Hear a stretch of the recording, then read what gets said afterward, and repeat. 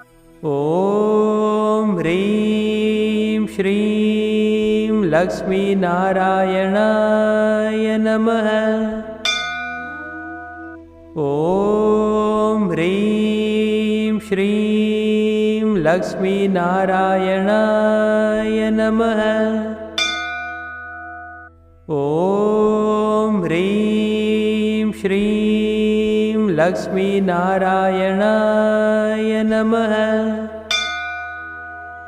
ॐ ह्रीं श्रीं लक्ष्मीनारायणाय